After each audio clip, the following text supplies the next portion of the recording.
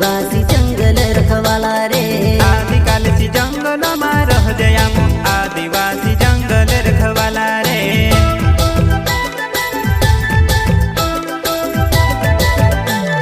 चल जंगल जमीन काज पूजे रे आदिवासी दुनिया ने रखवाला रे। बाप देव खतरी काज पूजे रे आदिवासी सबसे निराला रे।